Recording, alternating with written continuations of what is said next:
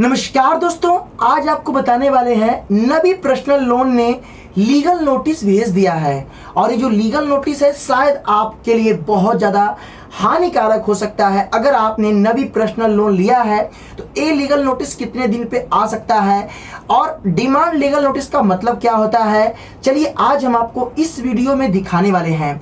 Please video को like कर देना। अगर आप चैनल पर नए आए हैं, चैनल को सब्सक्राइब के बेल आइकन को ऑन कर देना।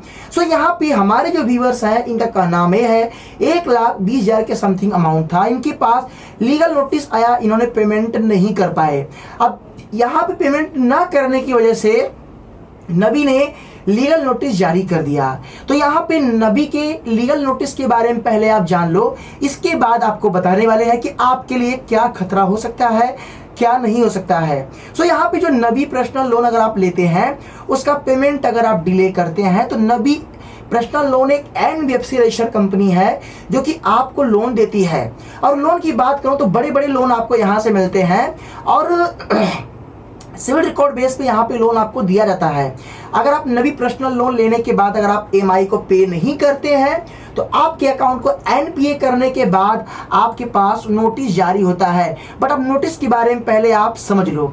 नबी कंपनी आपको पहले डिमांड लीगल नोटिस भेजेगी। डिमांड लीगल मतलब कि आपसे डिमांड किया जा रहा है कि जो आपने अमाउंट लिया है उस अमाउंट को आप पेमेंट करें। जो आपने टर्म एंड कंडीशन, जो आपने रूल पढ़े थे, सारी चीज़ें वहाँ पे आपको लीगल नोटिस में आपको बताएगा। अगर आप ये सारे रूल को तोड़ते हैं तो आपका जो सिविल रिकॉर्ड है वो खराब तो होगा ही, साथ में जो है आपके ऊपर लीगल कार्रवाई, मतलब कि सिविल कोर्ट भी जा सकते हैं, लीगल कार्रवाई भी हो सकती है।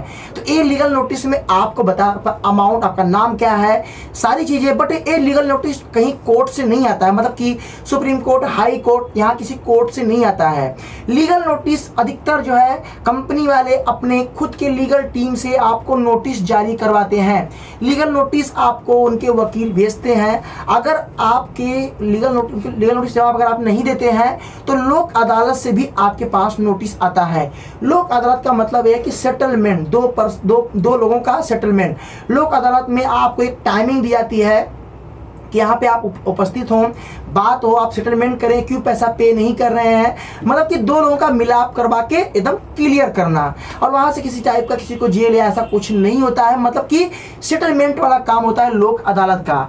बट यहाँ पे सवाल ये है कि क्या अगर हम नबी पर्सनल लोन लेके पेमेंट नहीं करते हैं तो क्या नबी कंपनी हमें सुप्रीम कोर्ट, हाई कोर्ट लेके जा सकती है? तो यहाँ पे बता दूँ, supreme court, high court security loan में बैंक और NBFC कंपनियां जाती हैं, बट सिविल कोर्ट के बाद। बट सिविल कोर्ट में टाइमिंग लगता है, मतलब कि 8 साल 10 साल काफ़ी समय लगता है, जल्दी मैटर क्लियर नहीं होता है। और अगर बैंक कंपनी वाले अगर कोर्ट में गए तो पहले से बहुत सारे केस जो है पेंडिंग में पड़े हैं, तो जल्दी निवारण नहीं होता, इसलिए कंपनी बाहर सेटलमेंट करती है। तो अगर आप नबी पर्सनल का पैसा पे नहीं करते हैं तो आपसे पहले तो पैसा लेने की बात के लिए नोटिस जारी होगा, फिर आपसे लास्ट में सेटलमेंट की बात होगा। आप सेटलमेंट भी नहीं करते हैं तो कंपनी राइट अप करके आपके सिविल को खराब कर देगी।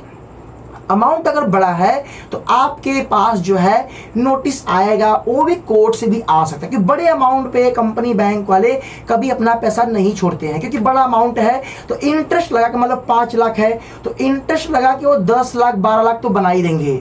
अब मान लो अगर वकील खर्चा हो गया, मान लो अगर कोई और काम में, और मान लो अगर पेपर में निकलवाना है या सब चीज़ करना है, जो भी उस पर लगता है सब इसी में ऐड होता है, तो आपका जो अमाउंट है और बढ़ता है, जो कि आपसे रिकवरी किया जा सकता है। तो इसमें आपका सिक्योरिटी लोन तो होता नहीं है, बट अगर आप पैसा पे नहीं करते हो, अगर आपका चेक बाउंस होता है बार बार, तो आपके ऊपर 138 केस भी किया जा सकता है। तो भाई देखिए, मैं दोनों बातें बता सकता हूं।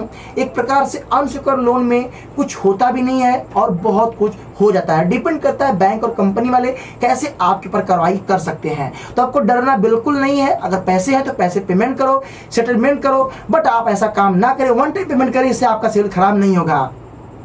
तो वीडियो कैसा लगा, वीडियो को लाइक करना, शेयर कर देना। फिर मिलते हैं नेक्स्ट वीडियो के साथ, तब तक के लिए जय हिंद, वंदे मातरम।